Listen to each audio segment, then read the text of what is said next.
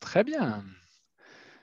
Voilà, j'ai le grand plaisir d'accueillir Antoine Pomerol ce soir pour cette conférence de la Société vaudoise des sciences naturelles.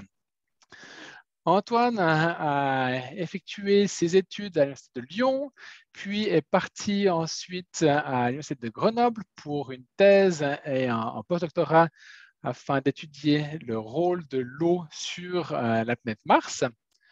Et puis déjà depuis plusieurs années, depuis 2009, il travaille à l'Université de Berne, à l'Institut de physique, au Centre de l'espace et de l'habitabilité, si j'ai bien traduit la chose.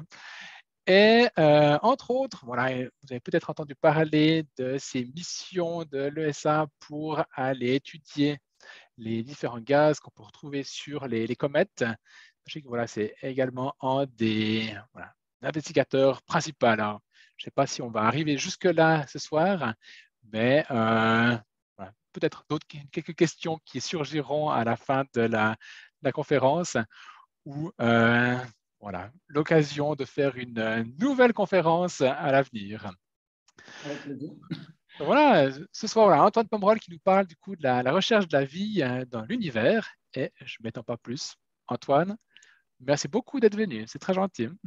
Eh bien, merci Julien et merci à la Société vaudoise des sciences naturelles pour l'invitation à donner cette présentation ce soir. Donc le thème, la recherche de la vie dans l'univers, évidemment, c'est un terme, c'est un sujet vaste. J'espère décevoir personne en avertissant dès le début que je ne vais pas traiter tous les aspects de ce sujet pour deux raisons. D'abord parce que ça nous amènerait à nous coucher très tard et qu'il faudrait beaucoup de temps pour traiter tous les aspects. Et puis pour une deuxième raison très simple, c'est que je ne suis pas un spécialiste de tous les aspects. C'est un sujet qui est extrêmement pluridisciplinaire. Et donc, je vais essentiellement détailler les aspects que je connais le mieux, les aspects sur lesquels je travaille. Et donc, je vais être amené à présenter certains de mes travaux de recherche, pas pour me faire une publicité gratuite pour mes travaux de recherche, bien que ce ne soit pas interdit, mais simplement parce que je souhaite essentiellement parler des choses que je maîtrise le mieux. Donc, je souhaitais également dire que les travaux que je vais présenter ce soir, les travaux de recherche, je ne les ai pas faits tout seul. Donc, ici, il y a une liste de remerciements des personnes avec qui j'ai collaboré étroitement à Berne et ailleurs sur ces sujets. Également dire que ces travaux sont issus de l'Institut de physique de l'Université de Berne, du Centre interdisciplinaire pour l'espace et l'habitabilité que Julien a déjà mentionné, également du Pôle national de recherche Planetes, qui est un institut fédéral essentiellement piloté par les universités de Berne et Genève, et également avec l'Université de Zurich et l'École polytechnique de Zurich pour travailler ensemble, pour collaborer sur des sujets de planétologie et en particulier sur la question de l'habitabilité et de la vie. Je vais suivre un fil conducteur ce soir pour la majeure partie de mon exposé. Ce fil conducteur, c'est quelque chose qui est très connu dans ce domaine, qui est passé un peu dans la culture populaire, qui a été relativement bien couvert et que peut-être vous connaissez déjà, c'est l'équation de Drake. L'équation de Drake, énoncée en 1961, qui tente d'estimer le nombre de civilisations dans notre galaxie dont nous pourrions recevoir les émissions électromagnétiques. Donc, Frank Drake, astronome américain, qui a énoncé cette équation. Alors, un mot sur le contexte de l'époque. Le contexte particulier, c'est la construction de ces énormes radiotélescopes. Ici, l'exemple de Green Bank en Virginie occidentale. Un encore plus connu qui est passé à la postérité avec de nombreux films hollywoodiens, c'est le radiotélescope d'Arecibo à Porto Rico, qui malheureusement s'est effondré il y a quelques années. Et donc, dans les années 60, au moment où les astronomes, au moment où les astrophysiciens ont construit ces grands instruments, ces grands radiotélescopes pour résoudre des questions de cosmologie, d'astrophysique, d'astronomie, la question s'est également posée, quelle est la probabilité, quelle est la possibilité qu'en étudiant les galaxies lointaines, on capte par inadvertance des signaux émis par d'autres civilisations. Et les gens ont commencé à se poser la question, quelle est cette probabilité? Est-ce qu'on peut l'estimer? Alors à l'époque, on n'en savait pas grand-chose, mais Frank Drake a postulé cette équation-là, qui calcule le nombre de civilisations dont on pourrait recevoir les signaux, et c'est un produit de 7 termes. On va les étudier un par un, pas les étudier, mais disons les définir un par un. Alors le premier terme, c'est le taux de formation d'étoiles dont les propriétés sont compatibles avec la vie. Compatibles avec la vie, un exemple très simple, des étoiles supergéantes qui évoluent très rapidement en supernova, en explosant très rapidement, sont peu propices à l'apparition et à l'évolution de la vie. Et au contraire, les étoiles de la séquence principale, qui ont des températures modérées, qui évoluent sur des périodes de plusieurs milliards d'années avec des luminosités plus ou moins constantes, sont bien plus propices à l'apparition et à l'évolution de la vie. Donc voilà pour ce premier terme R étoile. Le FP, c'est la fraction des étoiles qui ont des systèmes planétaires. Ensuite, on a un terme NE, le nombre de planètes par système dont l'environnement est compatible avec la vie. F1, la fraction de planètes habitables, donc qui a été définie auparavant, sur laquelle la vie est effectivement apparue. Donc ça, c'est un terme très important, j'y reviendrai un peu plus en détail. À partir du moment où un environnement planétaire est propice à la vie, quelle est la probabilité que la vie apparaisse en effet? Et les trois derniers termes de cette équation sont des termes sur lesquels je vais passer rapidement parce que ce n'est pas du tout mon domaine d'expertise et à vrai dire, je n'ai pas vraiment connaissance de travaux académiques sur le sujet. C'est des termes qui ont trait à l'évolution technologique des civilisations, donc la fraction de planètes habitables sur laquelle une vie intelligente a évolué, la fraction de civilisations qui ont développé une technologie susceptible d'envoyer des signes de leur existence dans l'univers et finalement la durée pendant laquelle une civilisation donnée émet de tels signaux. Donc voilà, en multipliant tous ces termes, on obtient un nombre de civilisations. Et à l'époque de Frank Drake, ce qui est bien important de penser, c'est que de tous ces termes, il y en a un seul qui était à peu près connu, et c'était le premier, le R étoile, qui est un taux d'à peu près 10 étoiles, 10 formations d'étoiles par an. Les autres termes ont été grossièrement estimés. Par exemple, la fraction des étoiles qui ont des systèmes planétaires, à l'époque, on connaissait une étoile qui a un système planétaire, et c'est notre Soleil.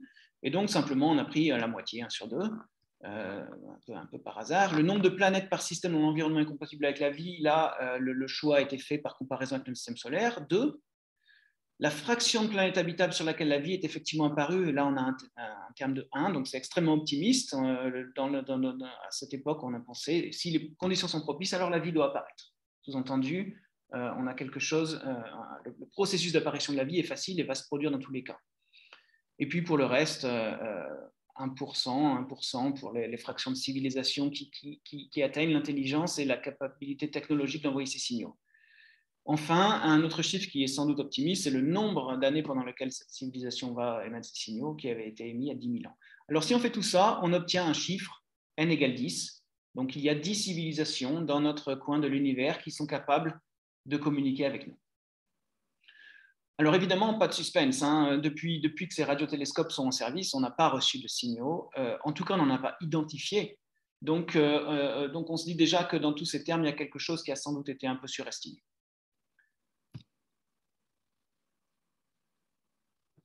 Donc, au cours de cet exposé, je vais utiliser l'équation de Drake comme un fil conducteur, comme je l'ai dit, et je vais m'attarder sur les trois premiers, alors non, pas sur le premier terme, qui est de la physique stellaire, qui n'est pas du tout mon domaine, mais sur les trois termes suivants. La fraction des étoiles qui ont des systèmes planétaires. Donc, on va voir que maintenant, à la différence des années 60, à la différence de l'époque de Frank Drake, maintenant, on connaît des systèmes planétaires en très grand nombre. Deuxième point, le nombre de planètes par système dont l'environnement est compatible avec la vie. Là, on va aborder le concept d'habitabilité.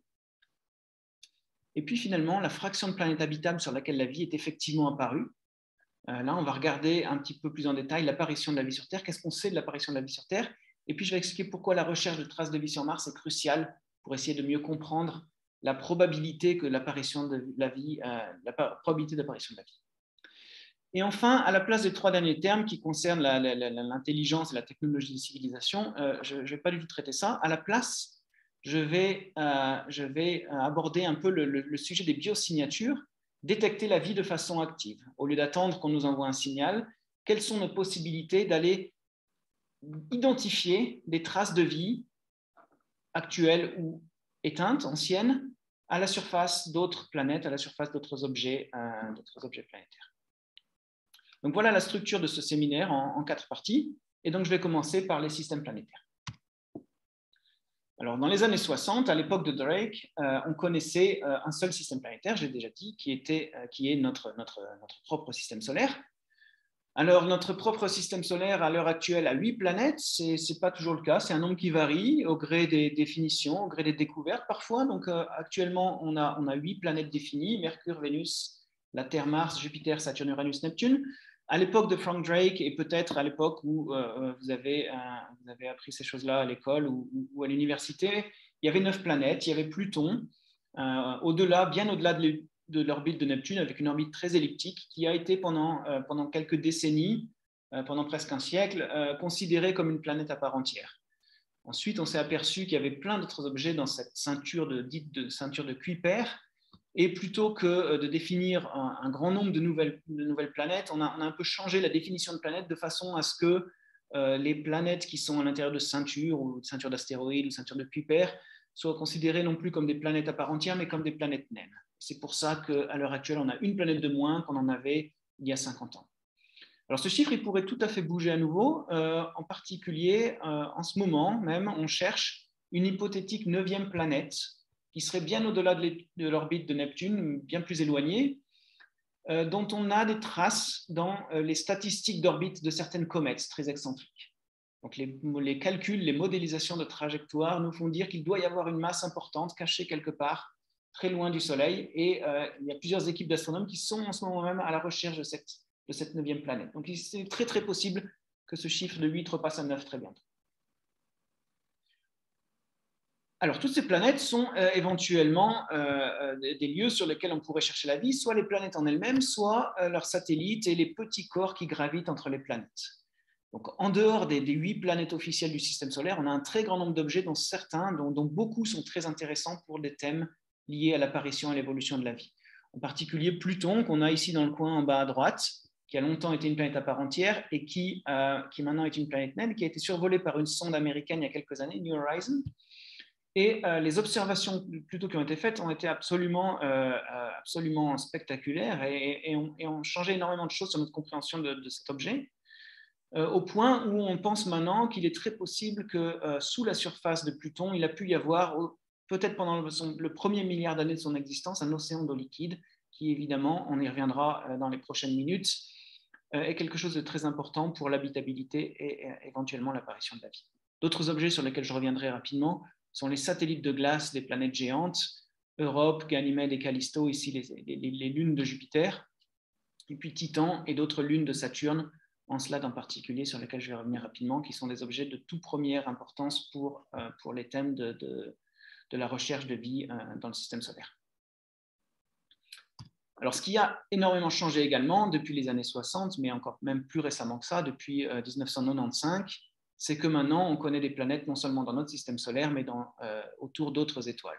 Et donc, c'est évidemment la découverte de première importance de Didier Queloz et Michel Mayor, nos collègues genevois, en 1995, qui leur a valu récemment la plus haute distinction scientifique, le prix Nobel de physique pour cette découverte. Cette découverte, elle a été faite avec une méthode dite des vitesses radiales, dans laquelle on étudie la lumière, le spectre de la lumière de l'étoile, et en étudiant, grâce à l'effet Doppler, on arrive à mesurer un mouvement entre une étoile et une planète qui gravite autour d'un centre de masse commun. Alors, la première planète qui a été découverte par cette méthode, 51 Pegasus B, ça ne répond pas du tout au canon de l'habitabilité comme on les connaît actuellement. C'est ce qu'on appelle une Jupiter chaude, donc une planète très très massive, plus massive que Jupiter, et qui orbite à très très faible distance de son étoile. Donc, on a ici une vue d'artiste qui montre l'atmosphère de cette planète en train de s'évaporer.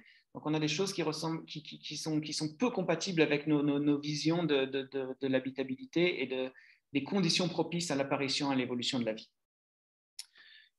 Alors, au début, quand on a commencé à observer à identifier les premières exoplanètes, on en a vu beaucoup de ce type de planètes, ce qui, à nouveau, était peu propice à conditions d'apparition de la vie.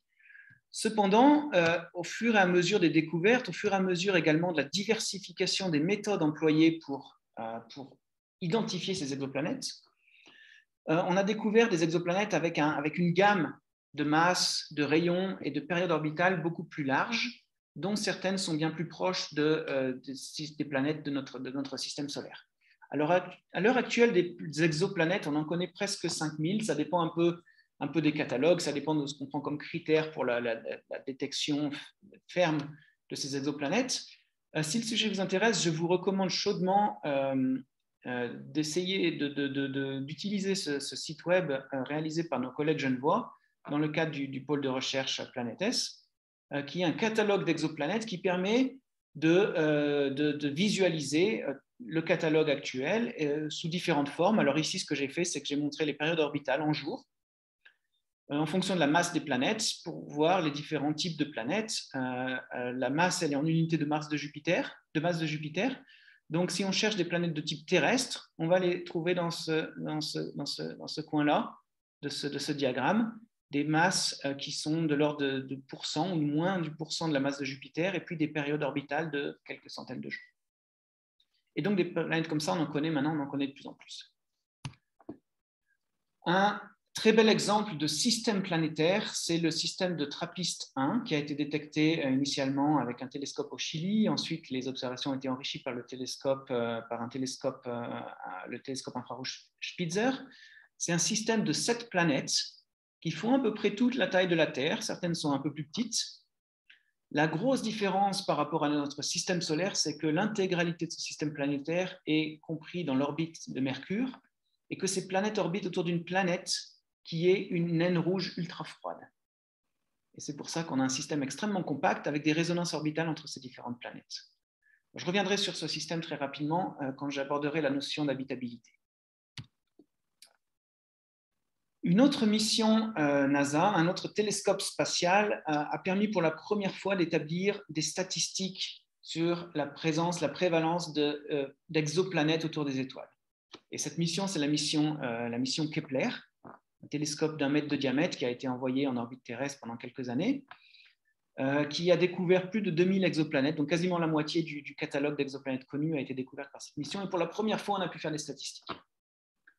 Et ces statistiques, alors il y a une difficulté ici, c'est que chaque méthode d'observation a ce qu'on appelle des biais observationnels. On a des méthodes qui vont détecter mieux les planètes très massives, on a des méthodes qui vont détecter mieux les planètes à faible distance de leur étoile, et donc on essaye de débiaiser ces jeux de données pour obtenir des statistiques. Et alors ce qui est très important, c'est que grâce à cette mission, grâce à d'autres observations, on s'est rendu compte que les planètes, les Jupiter chaudes qu'on a observées au tout début des premières observations d'exoplanètes, finalement, elles ne sont pas si fréquentes que ça. Le fait qu'on en ait vu beaucoup au début, c'était essentiellement un biais observationnel. Il se trouve qu'en fait, statistiquement, on a beaucoup de petites planètes et peu de géantes proches de leur étoile. Et les zones habitables des étoiles relativement froides, je reviendrai sur ce terme très rapidement, sont peuplées de planètes terrestres. Et donc ça, c'est ce qui est vraiment très important. Des planètes telluriques, des planètes similaires à la Terre. Maintenant, il est prouvé qu'il en existe un nombre considérable dans notre galaxie. Si vous voulez approfondir le sujet, voici un article qui explique un peu ces statistiques de prévalence d'exoplanètes. Alors, en fait, la deuxième partie, j'ai déjà commencé à en parler, la deuxième partie de l'exposé, c'est maintenant qu'on a établi que des systèmes planétaires, ils existent en grand nombre dans l'univers, dans notre galaxie en tout cas, quelle est la proportion de ces systèmes planétaires, de planètes qui sont habitables. Et donc, que signifie l'habitabilité de ces mondes? Alors, l'habitabilité, de façon très simple, on définit ça par la présence possible d'eau liquide en surface. C'est une définition thermodynamique, en quelque sorte. À quelle zone d'un système planétaire on est capable d'avoir de l'eau liquide en surface? Alors, dit comme ça a l'air assez simple. En fait, c'est relativement compliqué. C'est relativement compliqué. Je prends ici l'exemple de 2 articles qui ont étudié ces choses en détail et qui sont arrivés à des définitions relativement différentes de la zone habitable. Une première définition ici optimiste ou large de la zone habitable dans laquelle on utilise essentiellement les observations de notre système solaire pour définir la possibilité de présence d'eau liquide en surface. Et où on définit une zone habitable qui va essentiellement un peu au-delà de l'orbite de Vénus à un peu au-delà de l'orbite de Mars. Et je vais revenir très rapidement là-dessus. La difficulté ici, c'est que, on va le voir, la présence de l'eau liquide à la surface de Mars, en tout cas, elle change énormément au cours du temps et au cours de l'évolution géologique de la planète. Et puis, dans ces articles, on a eu une deuxième définition de la zone habitable qui est basée non pas sur des observations cette fois, mais sur des modèles thermodynamiques sur des modèles climatiques dans lesquels on essaie de modéliser l'atmosphère des planètes et via la thermodynamique d'en déduire où est-ce qu'on a une présence possible d'eau liquide à la surface. Et en tout cas, dans ces articles, cette définition thermodynamique via un modèle climatique, elle aboutit à une zone habitable qui est beaucoup plus restreinte, beaucoup plus conservative ici. Donc c'est pour ça que j'utilise ce terme de définition un petit peu flou de la zone habitable, parce que selon les modèles qu'on utilise, selon les exemples qu'on prend, on aboutit à des définitions relativement différentes.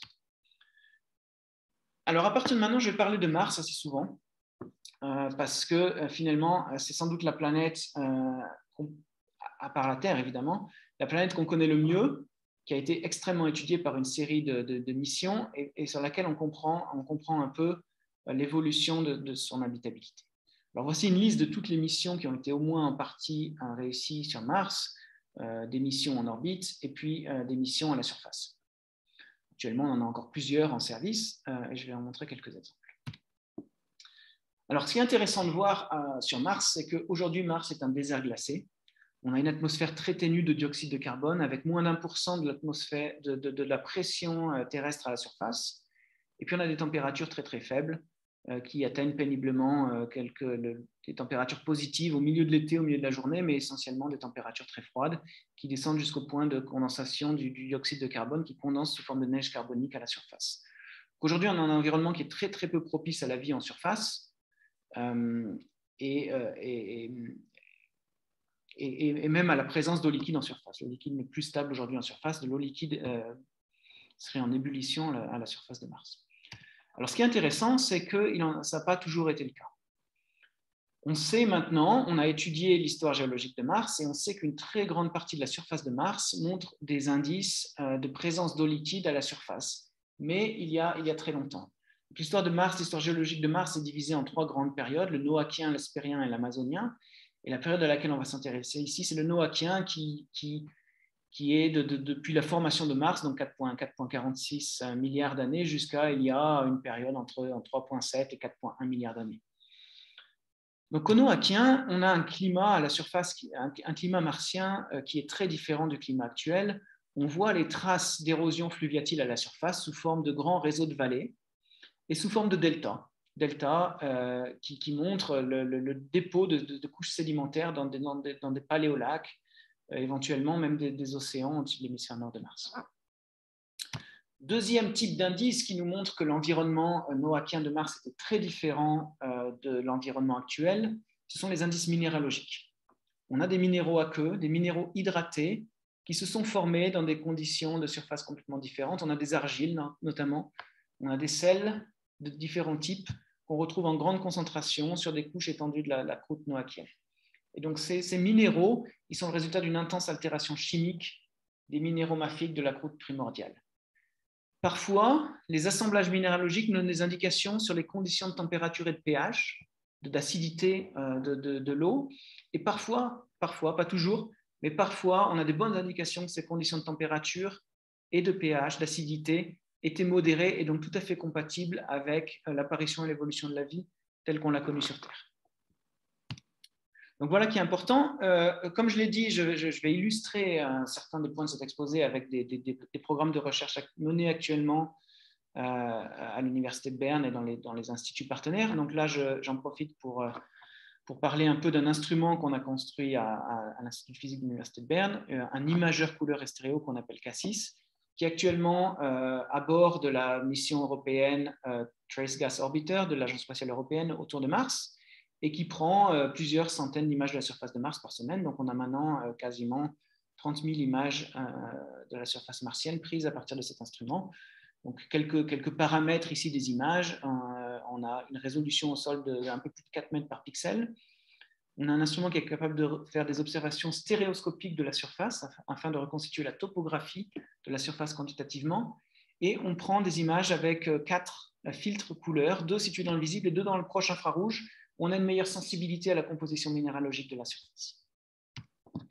Un bel exemple d'image réalisée avec cet instrument, c'est un de ces deltas fluviatiles dans la région du cratère Eberswalde, Alors là, il y avait une animation, je ne sais pas si vous la voyez ou pas, ou si vous voyez une image fixe.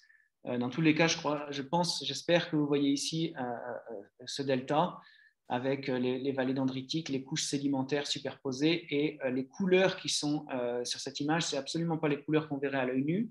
À l'œil nu, on verrait une surface uniformément rouge, mais grâce au filtre infrarouge qu'on a utilisé ici, on voit des différences de couleurs, de fausses couleurs qui indiquent des différences de minéralogie entre différentes strates sédimentaires, qui indiquent également des environnements de dépôt des sédiments différents.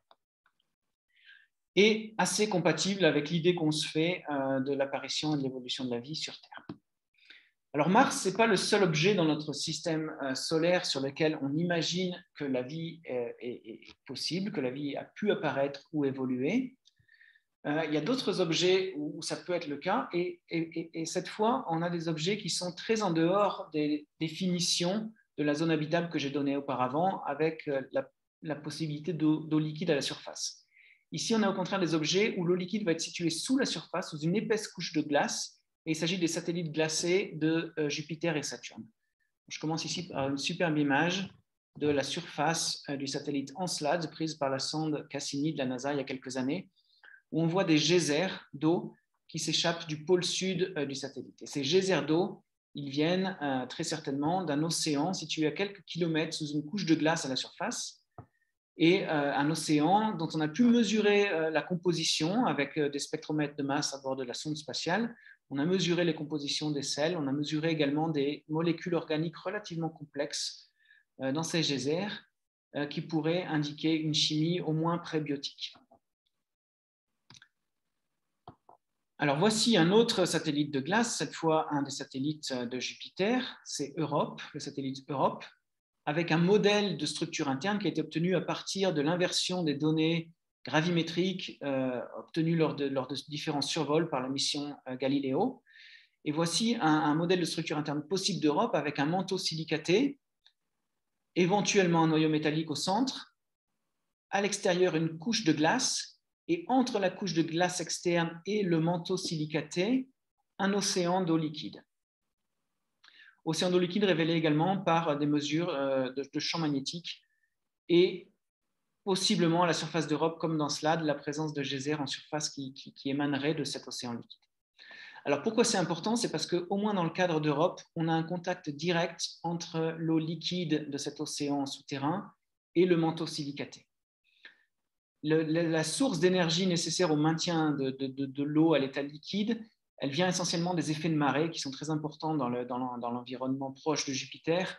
Les 4 satellites dits galiléens, Io, Europe, Ganymède et Callisto, sont dans une conformation de ce qu'on appelle une résonance de Laplace. Toutes les orbites sont résonantes, avec des périodes orbitales multiples l'une de l'autre.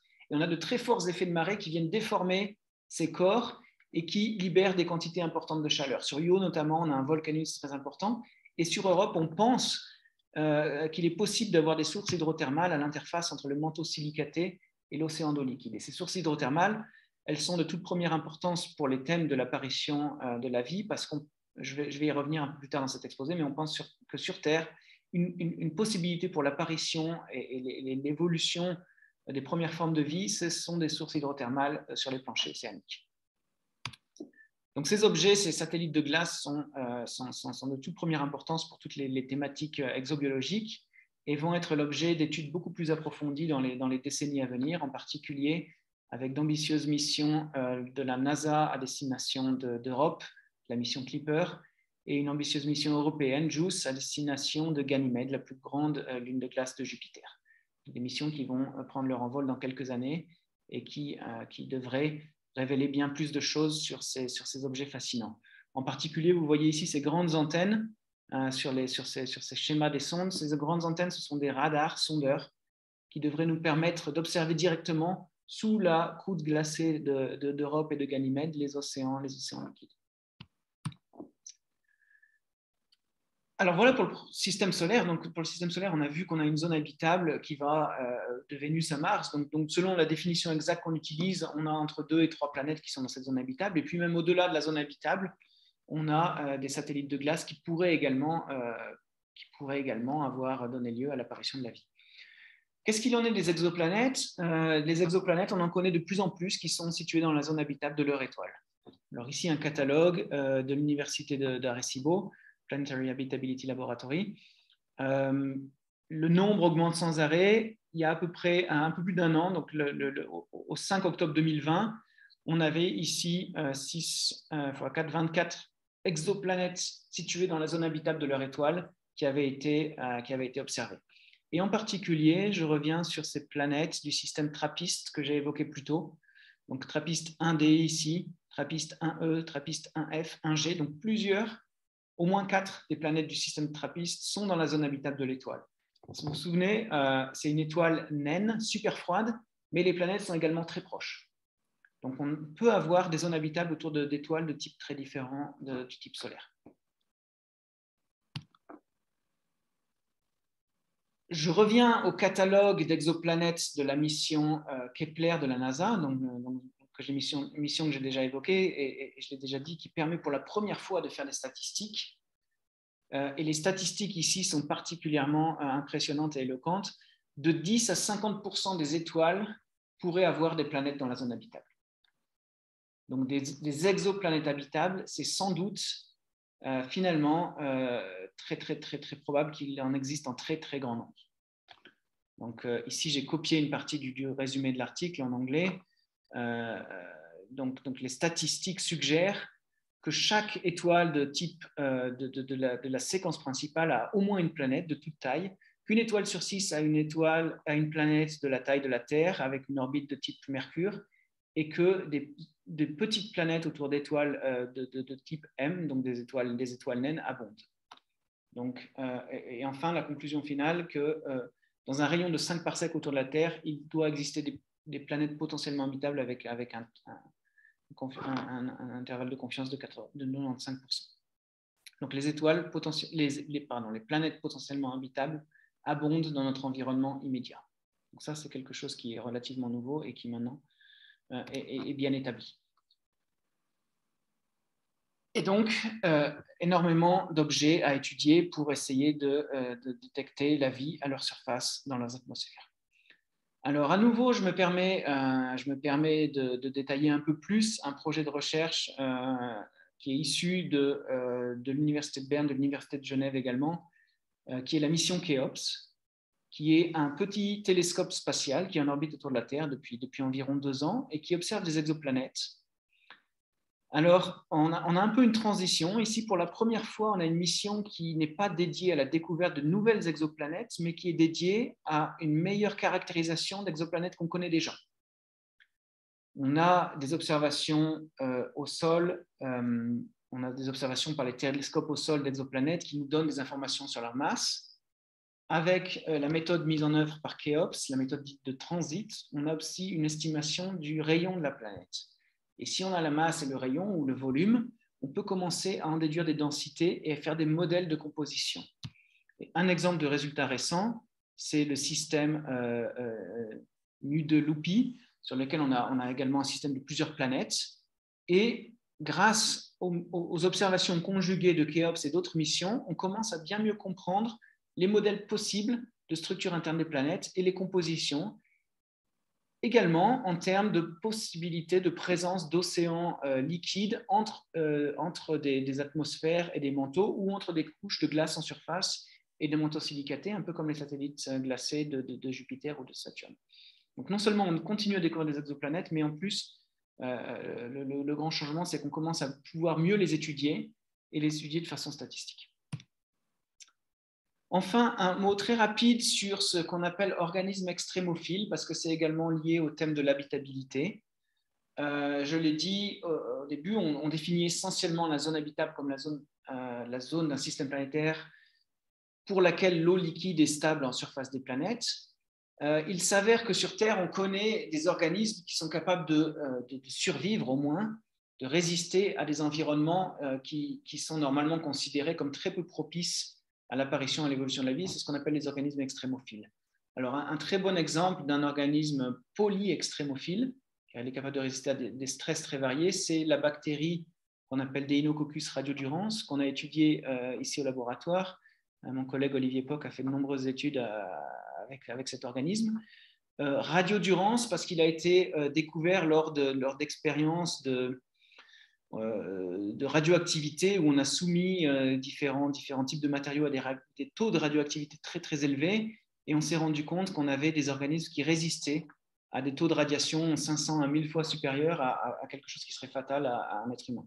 Et donc, on a comme ça des organismes qui sont capables de résister également à des pressions et des températures très élevées, bien au-delà du point d'ébullition de l'eau liquide en surface.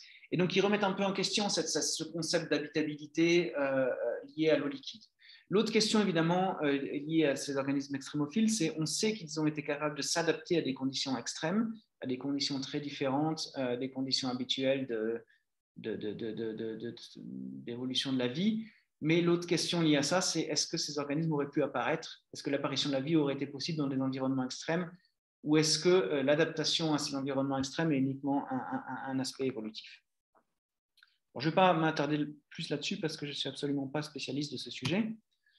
Simplement, en guise de préambule à la dernière partie de mon exposé, je montre ici certains types de mesures qu'on a fait sur ces bactéries. On a mesuré des spectres, on a mesuré des quantités radiométriques avec l'ambition de pouvoir comparer un jour ces spectres et ces mesures radiométriques à des observations de surface d'autres planètes dans le système solaire et d'exoplanètes. Donc là, j'aborde le thème déjà un peu des biosignatures sur lesquelles je vais revenir dans la dernière partie de mon exposé. Avant ça, je veux parler rapidement du thème de l'apparition de la vie, hein, le terme F1 dans l'équation de Drake, la fraction de planètes habitables sur laquelle la vie est effectivement apparue. Bon, ça, c'est quelque chose qui est fondamental, sur lequel on a encore très, très peu de connaissances. Pour l'instant, on connaît évidemment on connaît un seul exemple de planète sur laquelle on a de la vie, c'est la Terre. Et c'est pour ça que la recherche martienne est absolument cruciale. Je vais vous montrer ça. Alors sur Terre, on a des traces de vie qui datent d'environ 3,5 milliards d'années. Donc, la Terre est âgée de 4,5 milliards d'années. Donc, 1 milliard d'années après la formation de la Terre, on sait qu'on avait de la vie à la surface. Alors la date exacte, elle est très débattue, elle est très incertaine, parce qu'il est très très difficile d'avoir des certitudes par rapport aux microfossiles terrestres. L'essentiel de ces microfossiles sont très débattus. Un exemple bien connu, c'est la formation des Apex Cherts en Australie occidentale. Les cherts, ce sont des concrétions silicifiées au sein de masses calcaires. Et au sein de certaines de ces formations, on trouve de telles structures qui ont été, pour un temps au moins, attribuées à d'hypothétiques microfossiles. Donc, il y a un article célèbre de William Schopf dans Science en 1993, où il attribue ces structures à des microfossiles qui auraient donc 3,5 milliards d'années. C'est quelque chose qui a été extrêmement débattu depuis. D'autres équipes ont montré qu'en fait, avec des processus totalement abiotiques, on arrivait à reproduire des structures très similaires. Et donc, on remis en question la nature de microfossiles de ces structures-là. Alors, il y a d'autres choses qui ont l'air un peu plus robustes, comme détection de formes de vie très anciennes. En particulier, un très bon exemple, c'est les stromatolites de Straley Pool, toujours en Australie, qui sont un tout petit peu plus jeunes, mais pas beaucoup, 3,4 milliards d'années. Donc, les stromatolites, ce sont des colonies de cyanobactéries qui précipitent le carbonate de calcium, le calcaire, et en font ces structures qu'on observe toujours à l'heure actuelle à différents endroits dans le monde, et en particulier, le meilleur exemple est à Shark Bay en Australie. Donc, on a toujours des stromatolites vivantes, des cyanobactéries vivantes qui produisent ces structures calcaires. Et on est assez convaincu qu'il y a 3,4 milliards d'années, de tels organismes existaient déjà à la surface de la Terre et ont produit des fossiles qu'on peut encore observer et étudier de nos jours, avec des méthodes compliquées. Ici, une méthode de spectroscopie en absorption des rayons X qui a permis de montrer la nature biotique de certaines de ces structures. Plus ancien encore, cette fois au Québec, dans une région au nom assez imprononçable, je ne m'y risquerai pas. On a une ceinture de roches vertes qui est devenue très célèbre parce qu'il y a quelques années, donc c'est assez récent, en 2017, l'article, le preprint est en libre accès si vous voulez approfondir le sujet. depuis 2017, on pense que dans des concrétions calcaires avec également des cristaux d'hématite qui datent de 3,8 voire 4,3 milliards d'années, donc seulement 200 millions d'années après la formation de la Terre, on a également des possibilités de fossiles ici, de traces de vie. Et le contexte, il est très intéressant parce qu'à nouveau, on a un contexte de cheminée hydrothermale, de source hydrothermale, qui était également ce que j'ai mentionné déjà dans le cadre des satellites de glace de Jupiter. Et il y a des indices qui nous permettent, les chercheurs qui travaillent sur l'apparition de la vie, le passage de la chimie abiotique à la chimie biotique, pensent que ces environnements sont très, très propices à l'apparition de la vie. Alors pourquoi est-ce que c'est si difficile d'étudier l'apparition de la vie sur Terre? C'est une raison géologique, c'est la tectonique des plaques. C'est le fait que si on étudie l'âge des surfaces terrestres, on se rend compte que l'essentiel de la surface terrestre est très très jeune. On a très peu de roches anciennes, et les roches anciennes qu'on trouve aujourd'hui, elles sont très très métamorphisées. Elles ont été remaniées à plusieurs épisodes, souvent par différents processus géologiques, et donc les traces de l'apparition de la vie ont été essentiellement effacées. Et c'est pour ça que ça paraît un peu paradoxal, mais il est bien possible que l'étude de l'apparition de la vie, donc du passage de la chimie abiotique aux premières étapes de la chimie biotique, soit bien plus possible à la surface de Mars qu'à la surface de la Terre, parce que je reviens sur cette carte géologique de Mars qui montre que l'essentiel de la surface martienne date, c'est les terrains que vous voyez ici en brun, très cratérisés, datent de la période noachienne, donc qui ont un âge d'à peu près 4 milliards d'années, entre 3,6 et 4,1 milliards d'années. Et c'est justement l'époque où on pense que sur Terre, la vie est apparue. Et ces terrains sur Mars, ils ont été complètement préservés. Il n'y a pas eu d'événements géologiques majeurs qui les a affectés. Et donc, potentiellement, si évidemment la vie est apparue sur Mars, il se pourrait tout à fait que les signes en aient été bien mieux préservés qu'à la surface de la Terre. Et c'est pour ça que la recherche de vie sur Mars est si importante, et je vais revenir là-dessus. Alors là, à travers ce troisième point, on a glissé un petit peu du concept de l'habitabilité. Quand est-ce qu'une planète est habitable, donc compatible avec les conditions d'apparition et de l'évolution de la vie telles qu'on les connaît à la surface de la Terre. On a glissé de ce thème-là au thème vraiment de la détection de la vie, qui est une chose complètement différente et que je vais aborder maintenant pour la dernière partie de cet exposé. Donc cette fois, on n'étudie plus les conditions d'apparition et de maintien de la vie, mais on s'attaque vraiment à la question de la détection de vie. Est-on capable d'identifier de la vie sur d'autres corps que sur la Terre? Et donc ça, c'est la question des biosignatures. Alors il y a une difficulté majeure ici, et une difficulté majeure qu'on retrouve toujours dès qu'on aborde ces sujets, c'est la difficulté de la définition de la vie. On a des discussions incessantes, presque des disputes parfois entre les différentes communautés qui s'intéressent à ce sujet, notamment entre les physiciens, les astrophysiciens et les biologistes. Les astrophysiciens accusent souvent les biologistes de ne pas nous fournir une définition utile de la vie qui nous permettrait de la rechercher ailleurs dans l'univers. Et les astrophysiciens ont tendance à dire oui, on est prêt à chercher la vie, mais vous devez nous donner une définition.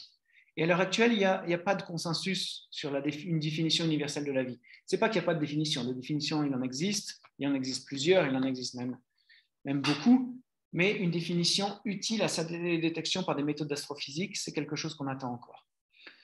Là, je vais simplement mentionner les travaux de quelqu'un qui a passé énormément de temps à réfléchir à ce sujet et a publié des articles extrêmement intéressants à ce sujet. C'est Carol Cleland, qui est à la fois une géologue et une spécialiste de la philosophie des sciences, et qui a beaucoup réfléchi à ce sujet, et qui nous dit, on l'a invité plusieurs fois à venir faire des séminaires à Berne pour essayer de nous éclairer à ce sujet, justement essayer de nous aider à surmonter ces difficultés. Et quand elle est venue, la première chose qu'elle nous a dit, c'est essentiellement, vous avez tout faux. Ce que vous faites, ce n'est pas productif. Vous ne devez pas attendre éternellement d'avoir une définition utile de la vie à utiliser dans vos recherches astrophysiques. Donc, il n'existe pas de consensus sur la définition de la vie et on perdrait notre temps à attendre d'avoir un consensus sur cette question. À la place, ce qu'elle nous conseille, c'est de rechercher des anomalies potentiellement biologiques. Étudier les phénomènes à la surface des planètes et étudier quels phénomènes sont explicables par des processus complètement abiotiques et quels processus, quels phénomènes résistent à la classification immédiate entre processus biotiques et processus abiotiques pour éventuellement aboutir à une hypothèse biologique sur ces processus-là. Et ces questions-là sont vraiment fondamentales parce que jusqu'à maintenant, les exemples qu'on a de recherche de vie ailleurs, qui se limitent essentiellement à Mars, ont été très infructueux. Et là, je vais proposer deux exemples. Le premier, c'est l'exemple des missions Viking, 1976. Les premiers atterrisseurs qui ont retourné des données de la surface martienne. Ici, un modèle d'un des deux atterrisseurs Viking avec le célèbre Carl Sagan à côté. Donc, ces missions ont embarqué plusieurs instruments qui ont été élaborés pour vraiment chercher la présence de vie à la surface de Mars. À l'époque, on pensait que c'était quelque chose qui était tout à fait possible. Et les résultats de ces expériences, de façon surprenante, ont été très, très, très équivoques. On a eu 3 des 4 expériences qui ont donné des résultats négatifs. En particulier, on s'est aperçu qu'il y avait peu ou pas du tout de carbone dans le sol martien. Mais cependant, une des 4 expériences, l'expérience qu'on appelle Labeled Release, a produit un résultat au moins en partie positif au début de l'expérience. Alors, cette expérience, elle est intéressante. Elle consistait à déposer à la surface du sol martien des nutriments, des sucres, des acides aminés qui avaient été marqués avec du carbone 14, avec un isotope de carbone, de manière à pouvoir ensuite détecter le métabolisme de ces nutriments par une hypothétique forme de vie à la surface. Et c'est cette expérience-là qui a donné un résultat positif. Alors, dans un premier temps, les résultats semblaient incompréhensibles, notamment du fait qu'on n'avait aucune forme de carbone dans la surface, mais malgré tout, on avait un métabolisme des nutriments apportés. Alors, il s'est avéré un peu plus tard, même plusieurs décennies plus tard, que ce résultat, c'était simplement un effet de la chimie spéciale à la surface de Mars. Dans le sol martien, il y a des espèces chimiques extrêmement réactives, en particulier des sels, des perchlorates, qui réagissent fortement en présence de matières organiques, en présence de matières carbonées, et les dégradent de façon complètement abiotique. Mais cette dégradation chimique a pu être mal interprétée comme une présence de vie à la surface. Et alors ça, c'est important. À mon avis, c'est quelque chose de très important. Ces expériences des sondes Viking, elles sont restées pendant longtemps mal comprises et mal interprétées parce qu'on s'est un peu précipité sur la recherche de vie à la surface de Mars. On a commencé, dès les premiers atterrisseurs, dès les premières études, à chercher des traces de vie, alors qu'on avait très, très mal compris l'environnement martien. Et je pense que c'est une leçon à retenir pour les étapes suivantes dans la recherche de vie ailleurs dans le système solaire et dans l'univers, qu'avant vraiment de commencer à chercher des traces de vie, il faut bien comprendre l'environnement. Un deuxième exemple qui est très célèbre également, je ne sais pas si certains d'entre vous s'en souviennent, en 1995, la découverte de microfossiles, de nanofossiles dans une bactérie martienne. Ça avait fait la une de l'actualité. Le président des États-Unis de l'époque, Bill Clinton, avait fait une interview à la télé pour annoncer la découverte stupéfiante de formes de vie martienne dans une des météorites. Alors cette météorite, c'est une météorite qu'on a retrouvée en Antarctique qui est assez spéciale. C'est la seule météorite martienne qui est âgée de plus de 4 milliards d'années. Alors ça, c'est un peu un paradoxe, parce que j'ai montré que la surface martienne était essentiellement très ancienne, et c'est pour ça qu'elle est intéressante. Et paradoxalement, l'essentiel des météorites qu'on connaît de la surface martienne ont des âges très jeunes. Et ça, c'est un paradoxe qu'on n'a toujours pas bien compris. Alors dans cette météorite très ancienne, on voit ces structures ici qui ont été interprétées un temps comme des nanofossiles. C'est une époque où sur Terre, il y avait également un débat autour de soi-disant nanobactéries. Il y avait également un débat scientifique autour de ces soi-disant nanobactéries. Alors, ce n'est pas seulement ces structures qui avaient été interprétées comme des formes de vie, mais ces structures, elles ont été trouvées au centre de globules de carbonate associés à des cristaux de magnétite et de sulfure de fer avec des morphologies très particulières, des morphologies qui sur Terre sont en effet associées à des processus de métabolisme par des bactéries. Alors là, la difficulté, c'est vraiment la difficulté de la comparaison avec ce qu'on connaît sur Terre. Parce que sur Terre, on a une vie extrêmement abondante, on trouve partout des formes de vie, et notamment la précipitation des carbonates, elle est quasiment systématiquement sur Terre facilitée par des catalyses biologiques. Les carbonates de calcium précipitent à des concentrations qui sont bien en deçà de leur concentration qu'ils auraient sans catalyse. Et évidemment, si on commence à comparer des choses qu'on observe sur Mars avec des choses sur Terre, on pourrait vite en arriver à la conclusion hâtive et fausse en ce cas-là, qu'on a également sur Mars des processus biologiques. Alors, les processus de formation de ces globules de carbonate et de magnétite ont ensuite été étudiés en laboratoire avec des processus abiotiques et il a été montré assez rapidement que l'essentiel des observations dans cette météorite pouvait être reproduite par des processus complètement abiotiques, donc sans faire intervenir quelque forme de vie que ce soit. Et c'est à l'heure actuelle l'explication privilégiée pour toutes ces observations. Ceci dit, ce bout de caillou, cette météorite reste extrêmement intéressante et toujours étudiée. Un article qui est très récent, le mois dernier, qui est revenu sur l'une des observations qui avait été faite à l'époque, l'observation des hydrocarbures aromatiques polycycliques, plus connus sous leur sigle anglais de PAH, qui avait été observé dans cette météorite. Et il semble en effet que ces PAH, ces composés organiques complexes, ils soient bien d'origine martienne et non pas des contaminations terrestres, comme cela a été également avancé par d'autres équipes.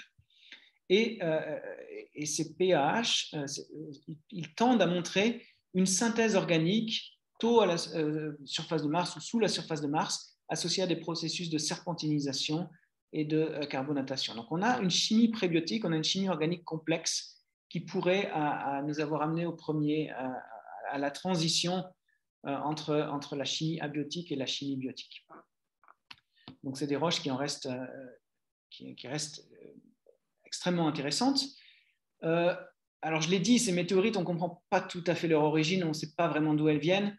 Et maintenant, on a des connaissances géologiques bien meilleures de la surface de Mars. Et donc, le Graal pour étudier l'apparition de la vie à la surface de Mars, c'est de ramener des roches qu'on aurait sélectionnées soigneusement.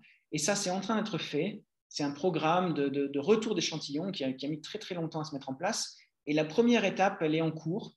C'est la mission du rover américain Perseverance qui a atterri sur Mars il y a 1 an et 1 jour, très exactement.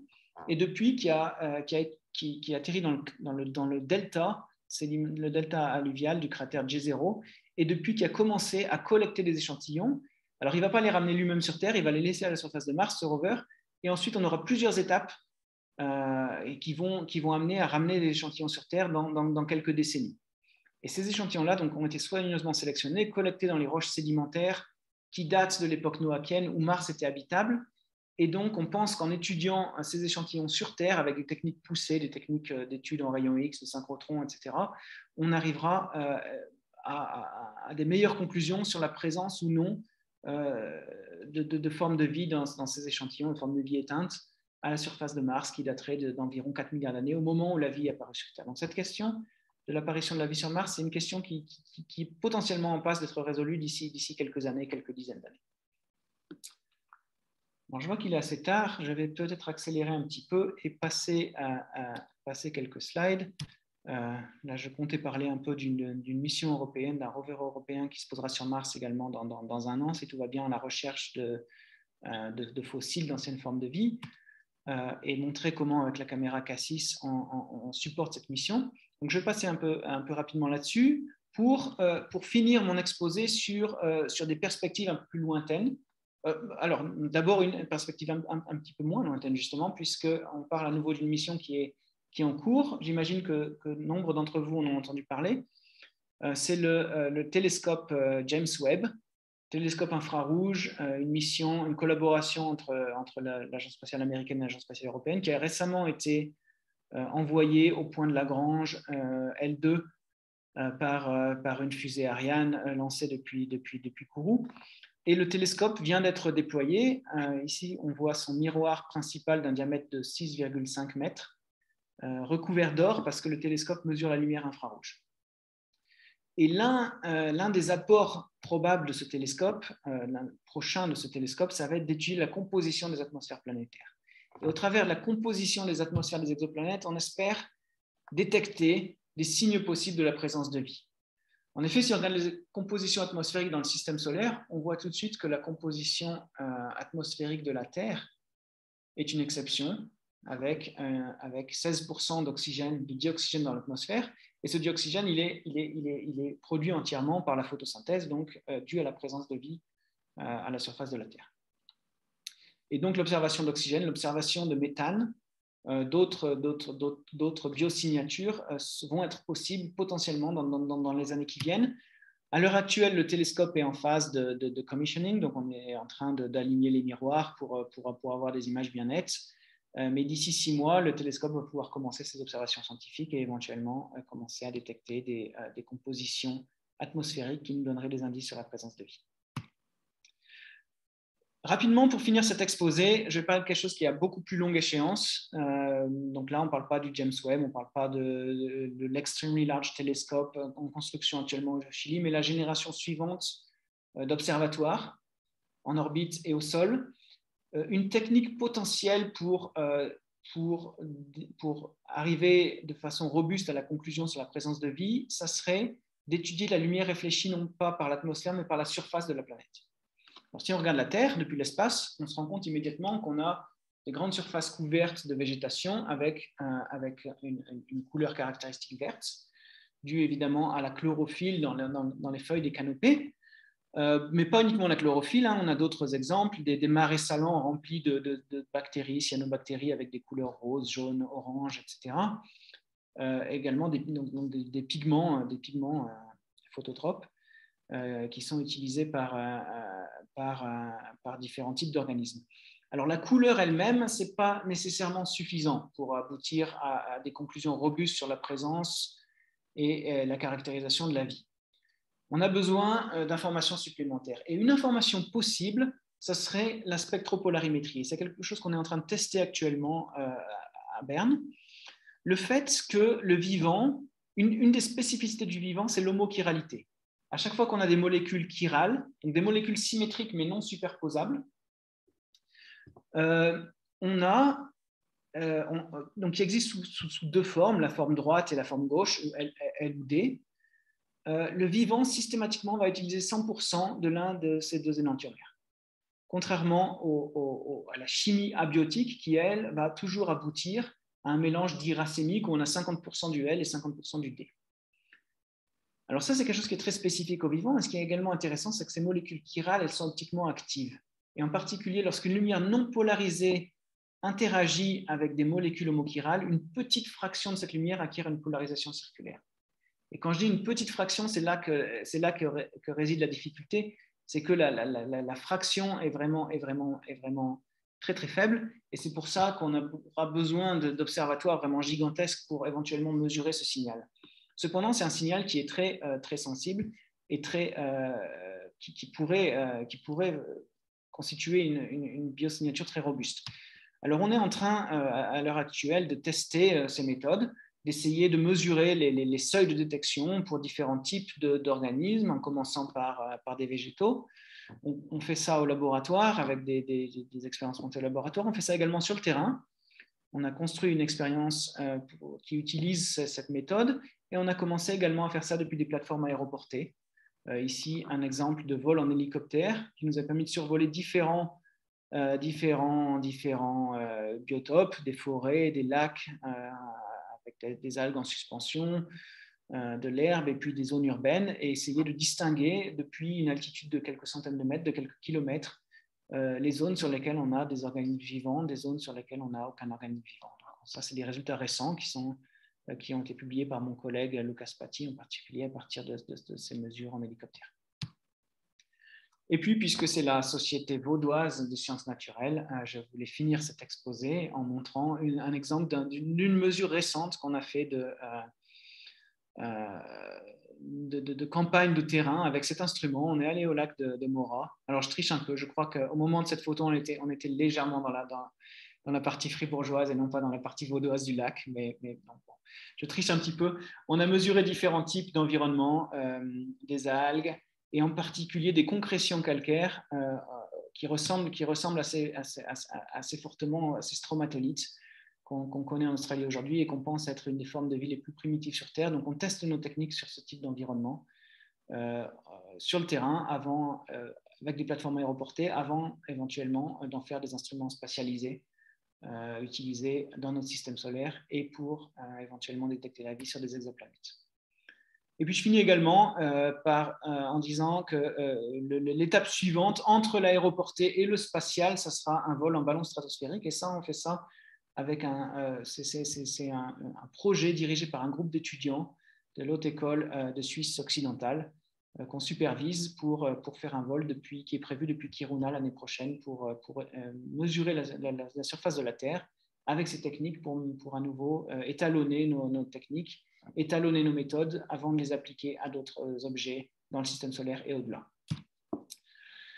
J'arrive à la fin de mon exposé avec cette série de conclusions. Nous découvrons toujours plus de mondes habitables dans notre système solaire et au-delà, les exoplanètes. Nous ne parvenons pas à définir la vie de façon simple et universelle, ce qui constitue une difficulté majeure pour sa recherche au-delà de la Terre. L'apparition de la vie sur Mars Homo-Akien, donc pendant les premiers 500 millions d'années, disons, est une question cruciale à laquelle nous pourrions bientôt obtenir une réponse grâce à la mission de retour d'échantillons qui est en cours. À un peu plus long terme, les satellites de glace de Jupiter et de Saturne sont des cibles privilégiées pour les futurs programmes d'exploration. Et puis finalement, il est possible ou probable que nous découvrions bientôt des anomalies sur les exoplanètes. Alors, anomalies au sens de la définition de Carol Cleland, des anomalies potentiellement biologiques, mais la confirmation de leur caractère biologique ou abiotique via des techniques telles que la spectropolarimétrie sera compliquée et prendra sans doute bien plus de temps. Je vous remercie pour votre attention. Je vous laisse avec une slide que Julien m'a demandé de vous montrer, qui revient sur les activités de la société et les activités futures. Je vous remercie pour votre attention. Et si vous avez des questions, je serai ravi d'y répondre. Merci beaucoup, Antoine. C'est vraiment très gentil. Bel exemple de persévérance et de patience. Et voilà, j'espère que ça vaudra la peine dans quelques années. Croisons les doigts. Merci beaucoup. Je pourrais revenir à cette slide si jamais tout à l'heure, mais il y a déjà plusieurs questions qui ont été posées dans le chat. Donc, moi, j'invite les gens à réactiver leur micro et puis leur caméra et si jamais pouvoir la poser directement. Sinon, eh bien, je peux les reprendre. On avait Thierry G qui avait posé la première question. Thierry. Bonsoir, je ne sais pas si on me voit et si on m'entend bien. Je vous entends bien, je vous vois aussi également. Oui. Ça marche. Oui, c'était juste par rapport à l'histoire de l'eau liquide où j'ai l'impression qu'on entend beaucoup parler des températures moyennes des planètes, mais j'ai l'impression qu'entre le pôle et l'équateur, il y a de grandes variations et peut-être que... Enfin, est-ce que c'est pris en compte quand on cherche les zones habitables ou pas? Alors, c'est une bonne question. Ça fait partie du flou sur la zone habitable. Hein. Je l'ai dit, on a un flou temporel qui vient du fait que les planètes ont des histoires géologiques qui vont faire qu'à certains moments, elles peuvent être habitables, à d'autres moments, elles peuvent ne plus être habitables. Et il y a également un flou géographique, comme vous le dites, entre l'équateur et le pôle, où selon la configuration, selon l'obliquité, selon l'excentricité, selon la précession dans les paramètres orbitaux de la planète, on peut avoir en effet éventuellement des zones habitables équatoriales et des pôles non habitables, ou le contraire. Hein. On pourrait également imaginer des planètes qui seraient non habitables à l'équateur, type Mercure, avec des températures extrêmement élevées à l'équateur, incompatibles avec la présence d'eau liquide. Et par contre, au pôle, dans des cratères profonds qui ne sont jamais illuminés par le soleil, des températures très faibles, compatibles avec la présence d'eau sous forme de glace. Et éventuellement, dans ce cas, à la base de la glace, en profondeur, sous la surface, la possibilité d'une fusion et donc d'eau liquide au pôle. Donc, absolument. Ça fait partie du flou autour de la définition de la zone habitable et il est tout à fait possible que certaines des exoplanètes qu'on observe soit habitable selon la latitude. D'accord, merci. Merci beaucoup. Robin, tu as levé la main. Oui, bah, vous disiez il y a les signaux. Mais c'est quoi le rayon où on capte ces signaux de... Dans l'équation de Drake? Alors, excellente question. Le rayon dans lequel on capte les signaux, alors là, je ne saurais pas vous donner un nombre. Là, je ne m'en souviens plus. Ça dépend de la taille de l'antenne qu'on considère, ça dépend de la taille du télescope. Mais environ. Environ, on parle de quelques parsecs dans notre bras de la galaxie, disons. Okay. On n'envisage pas vraiment à l'heure actuelle d'être jamais capable de dépasser ces distances-là. D'accord. Merci. Merci. On avait Jean-Marc qui avait aussi une question dans le chat. Oui, vous m'entendez? En fait, on parle beaucoup évidemment de l'eau liquide, qui est un critère très important, mais je veux savoir s'il y a d'autres critères qui seraient détectables à distance et qui pourraient être importants, comme l'existence du champ magnétique qui nous protège des radiations, éventuellement la stabilité de l'orbite ou la tectonique des plaques qui permet de ramener certains matériaux en surface et d'être un peu moins différenciés. Enfin, est-ce qu'il y a d'autres critères qui sont détectables?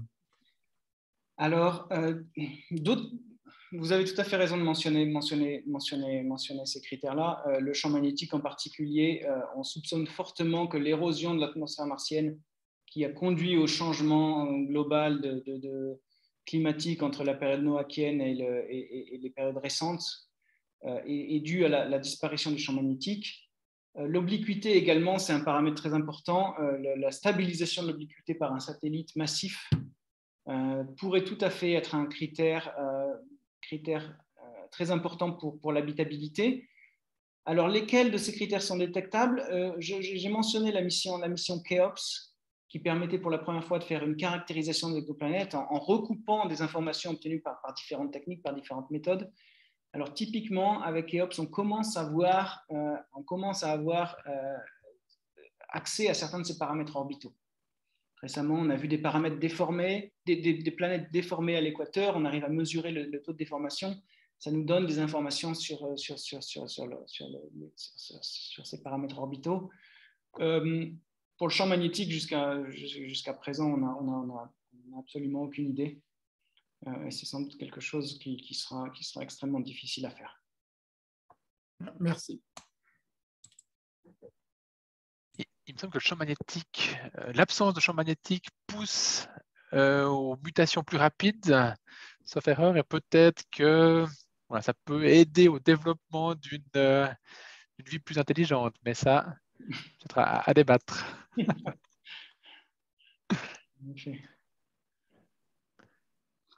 On avait une question de Alain dans le chat aussi, qui demande si la vie aurait pu se développer à plusieurs reprises sur Terre, et puis si du coup elle continuerait en ce moment à réapparaître toujours sous la même forme, une forme différente, et peut-être un petit peu masquée par toute notre agitation. Alors, excellente question. En effet, les premières centaines de millions d'années sur Terre ont été extrêmement mouvementées, avec énormément d'impacts météoritiques majeurs, en particulier l'impact qui a conduit à la formation de la Lune, quelques centaines de millions d'années après la formation de la Terre. Donc là, on a des événements cataclysmiques majeurs qui ont sans doute conduit à la disparition de la vie si elle était déjà apparue. Donc, il se pourrait tout à fait que la vie soit apparue à plusieurs reprises, qu'ensuite elle ait été complètement annihilée, qu'elle soit réapparue à nouveau. La vie actuelle qu'on observe sur Terre, elle a un code génétique qui est universel, elle a d'autres caractéristiques d'homogénéité qui font qu'on tend à penser que toutes les formes de vie sur Terre actuellement dérivent du même ancêtre commun, donc d'une apparition unique de la vie. Cependant, est-ce que cette apparition, la dernière apparition, a été unique? Est-ce qu'il n'y a pas eu d'autres apparitions et disparitions complètes avant? Ça, c'est quelque chose qui est tout à fait possible.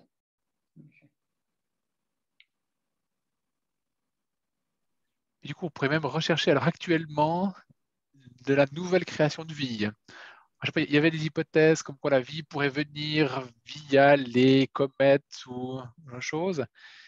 C'est quelque chose qui serait envisageable. Alors, les comètes ont potentiellement apporté sur Terre des molécules organiques complexes et ont permis de court-circuiter en grande partie les premières étapes de chimie organique. En particulier, on sait bien que dans les comètes, dans certaines météorites, dans des chondrites carbonées, on a des acides aminés, par exemple. On a des acides aminés en concentration relativement non négligeable, plusieurs types d'acides aminés. Et donc, l'apport de ces acides aminés et d'autres molécules organiques complexes par les astéroïdes et les comètes ont sans doute pu faciliter les étapes de chimie prébiotique qui ont conduit à l'apparition de la vie. À l'heure actuelle, on n'envisage pas le passage de l'abiotique au vivant directement à la surface de ces corps, des comètes et des astéroïdes. Il faut les amener d'abord sur une planète tellurique, les faire interagir avec un océan d'eau liquide stable, avec des sources hydrothermales pour vraiment passer du prébiotique au biotique. Mais leur rôle est quand même considérable en facilitant, en accélérant les étapes de chimie nécessaires. D'accord, merci. On a une question de Laurent aussi dans le chat. Oui, bonjour. Désolé, je n'ai pas l'image.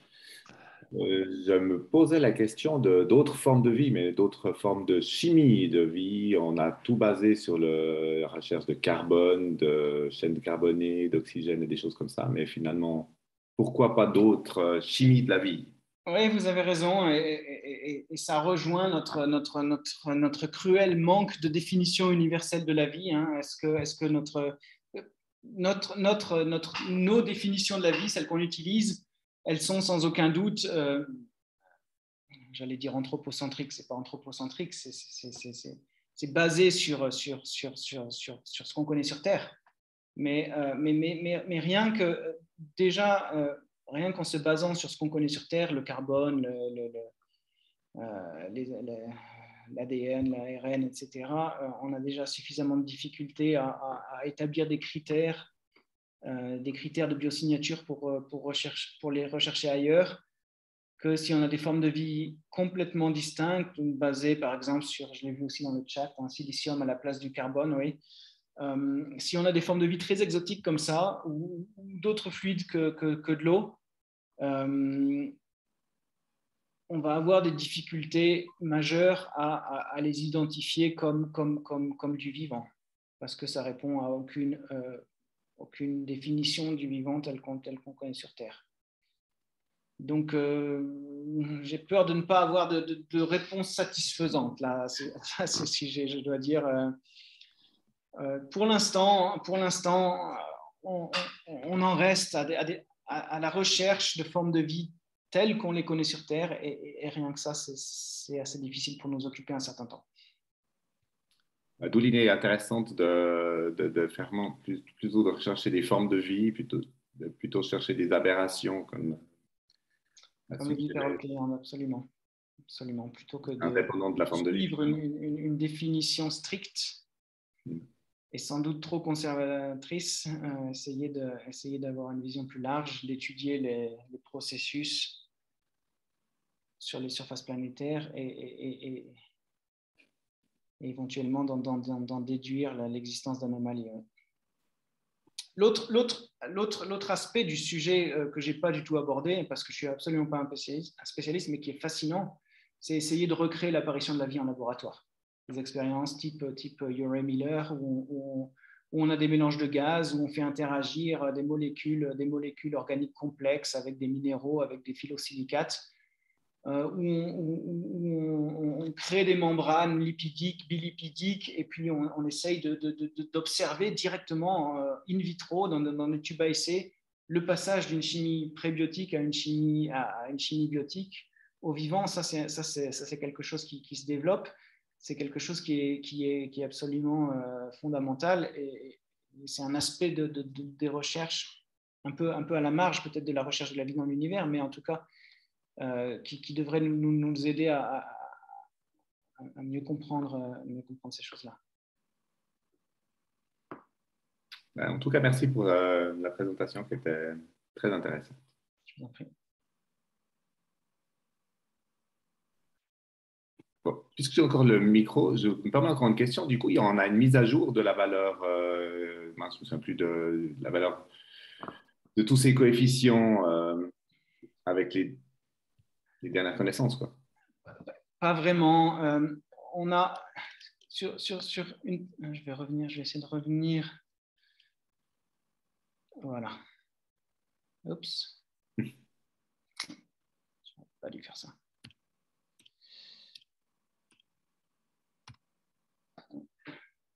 Est-ce que vous voyez toujours mon écran? Là, j'ai l'impression qu'on est. Voilà. Oui. Oui, très bien. Donc, une mise à jour, on n'a pas de mise à jour vraiment quantitative. La fraction des étoiles qui ont des systèmes planétaires, à l'époque, on avait dit 50%. Finalement, c'était pas si loin.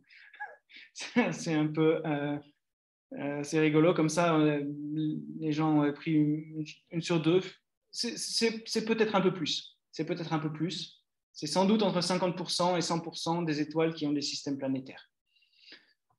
Le nombre de planètes par système dont l'environnement est compatible avec la vie. Là, on n'a pas encore de mise à jour.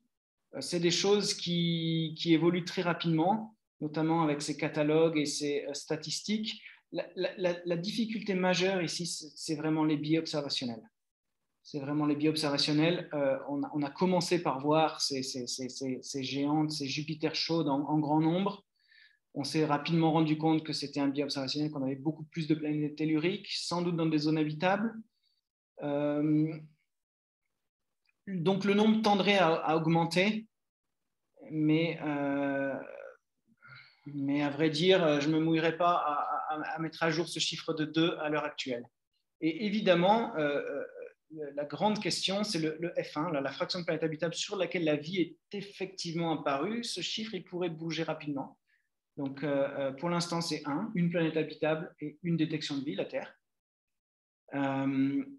Et très rapidement, dans quelques décennies, disons, on devrait avoir la réponse quant à Mars.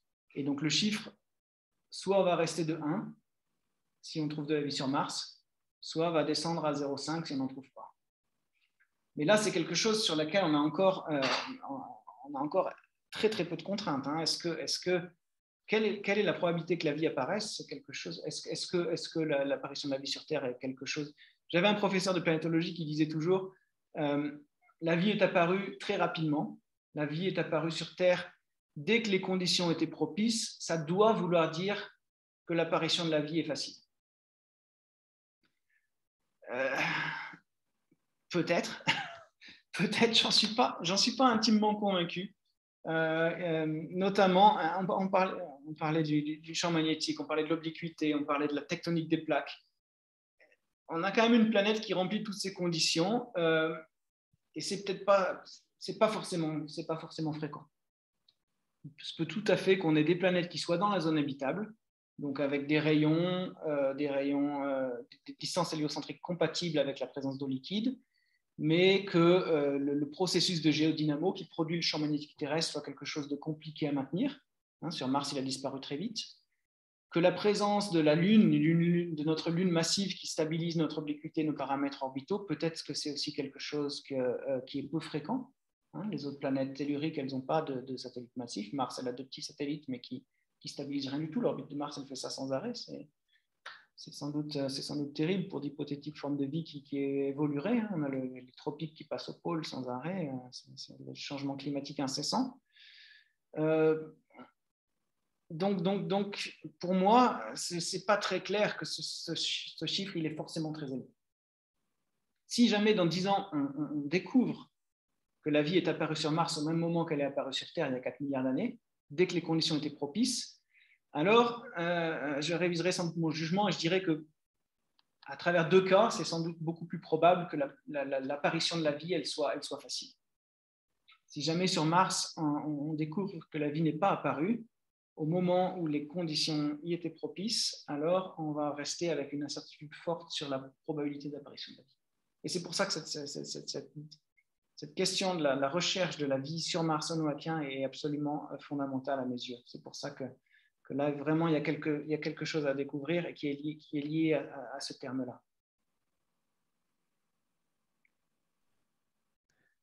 Merci. Est-ce qu'il y a d'autres questions en live? Sinon, vous avez parlé du coup de la disparition de l'eau sur Mars. Est-ce qu'on sait comment est-ce que ça s'est passé? Est-ce que c'est le manque de gravité? Est-ce que c'est la tectonique? Qu'est-ce qui nous attend sur Terre? Sur Mars, la difficulté, c'est que sur Mars, on a énormément d'événements concomitants. À la fin du Noakien, entre le Noakien, donc cette période qu'on appelle l'Hespérien, qui est la transition entre le Noakien et l'Amazonien, on a disparition du champ magnétique. On a sans doute un impact majeur qui a complètement déformé la forme même de la planète en expliquant la dichotomie entre un hémisphère nord avec des altitudes peu élevées et un hémisphère sud avec des altitudes élevées. On a un volcanisme très important avec la formation d'Olympus Mons, le plus grand volcan du système solaire, l'ouverture du canyon de Valles Marineris. On a un changement en termes de minéralogie. Au Noakien, on a une formation d'argile en concentration importante. On a une chimie qui change complètement. On a des dépôts de sel très importants, des dépôts de sulfate. On a tout un tas d'événements comme ça qui se produisent ensemble au même moment, mais les causes et les conséquences sont extrêmement difficiles à démêler. Est-ce que c'est d'abord un impact majeur qui a changé le gradient thermique dans le manteau, qui a abouti à la disparition de la géodynamo et en même temps à la perte de l'atmosphère, ou est-ce que c'est d'abord la perte de la géodynamo qui a conduit à l'érosion de l'atmosphère? Ça, le timing exact des événements reste très très difficile à établir, et donc les causes et les conséquences également. C'est ça qui nous gêne. Et qu'est-ce qui est devenu l'eau? Il y a deux grandes pistes. Soit une grande partie a été perdue dans l'espace, soit une grande partie est stockée sous la surface sous forme de glace. Et donc, c'est l'un des enjeux des missions récentes et des missions futures. C'est de mesurer, par exemple, le rapport isotopique d'hydrogène-deutérium dans l'atmosphère, qui permet de nous donner une idée des échappements atmosphériques. Et c'est également de sonder le sous-sol martien pour essayer de quantifier la quantité de glace qui est stockée, quantité de glace d'eau. D'accord. Ça fait que du coup, le volume de la planète aurait augmenté. Le volume... En stockant la glace, enfin, stockant de l'eau de la surface sous forme de glace souterraine. La glace, oui, absolument, oui. Oh, ça serait sacrément poreux. OK. Merci. Très bien. Ben, merci beaucoup à toutes et tous pour Je peux vos encore te poser une participations. Oui, question? oui, bien sûr. Ouais. Donc, merci beaucoup pour une conférence vraiment très, très intéressante. Vous avez beaucoup placé l'importance sur l'eau. Qu'en est-il des recherches sur la possibilité qu'en fait, il pourrait y avoir d'autres formes de vie qui se développent dans des fluides organiques, et les membranes seraient donc des membranes qui sont à queue, et à l'intérieur des membranes, dans les cellules, il y aurait donc une chimie qui se déroule effectivement dans des solutions donc organiques. Est-ce qu'il y a une raison pour laquelle des protéines ne fonctionneraient pas dans ce genre d'environnement, ou est-ce qu'il y a une possibilité que d'autres protéines pourraient être imaginées qui donc pourraient effectivement aussi donner lieu à des phénomènes vitaux? Alors là, j'ai bien peur de ne pas être en mesure de répondre à votre question. Très, très, très honnêtement, j'ai peu de connaissances à ce sujet. Dans la communauté astrophysique, on a tendance, c'est vrai, et c'est sans doute un tort, à chercher des indices de vie ailleurs dans l'univers qui ressemblent à ce qu'on connaît sur Terre. et toute forme de vie qui serait basée sur des chimies très différentes, sur des processus différents, on ne serait pas en mesure de l'observer, de la caractériser. Et donc, à nouveau, je pense que ces recherches, alors je ne suis pas du tout au fait de l'actualité de ces recherches, mais j'imagine que c'est des recherches qui sont sans doute à conduire en laboratoire avec des expériences type Urey, Miller de chimie organique, de chimie dans d'autres fluides que dans l'eau. Mais très honnêtement, je ne suis pas du tout au fait de l'état de l'art dans ce domaine-là. Donc, malheureusement, je ne pourrais pas répondre à votre question. Alors, merci beaucoup quand même. Il y a d'autres gens dans l'Assemblée qui sont capables de répondre, je ne sais pas. Mais merci beaucoup. Est-ce qu'il y a encore d'autres questions? Très bien. Eh bien, merci beaucoup, Antoine, pour tout ça. C'est vraiment très, très gentil. Je profite du coup de rapidement faire quelques annonces. On invite les jeunes chercheurs à envoyer leurs travaux de recherche, travaux de maturité ou travaux de diplôme dans les écoles professionnelles, par exemple, à soumettre leur dossier jusqu'au 13 mars pour le prix SVSN 2022. Le 23 mars à 18h30, on aura la tenue de l'Assemblée générale au Palais de Rumine, cette fois-ci. Et voilà, petite annonce, la SVSN recrute. Donc, si vous êtes intéressé à venir nous rejoindre comme bénévole, vous êtes chaleureusement bienvenus. Le 30 mars, à 18h30, également au Palais de Rumine, on aura une conférence sur des jeux mathématiques simplement complexes avec le professeur Hugo Parlier qui nous viendra de l'Université de Luxembourg. Et puis voilà, toute une autre série d'activités, excursions, conférences qui sont programmées pour l'année 2022. Donc voilà, si vous voulez être tenu au courant de toutes les activités, eh bien, retrouvez-nous sur le Facebook, les réseaux sociaux, où le plus simple encore, c'est de rejoindre la SVSN comme membre.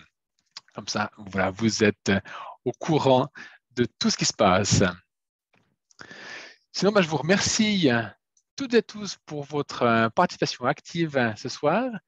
Un très grand merci à Antoine Pomerol pour sa conférence vraiment super intéressante. Très bon feedback dans le chat aussi. Pour les questions et les retours. Merci beaucoup.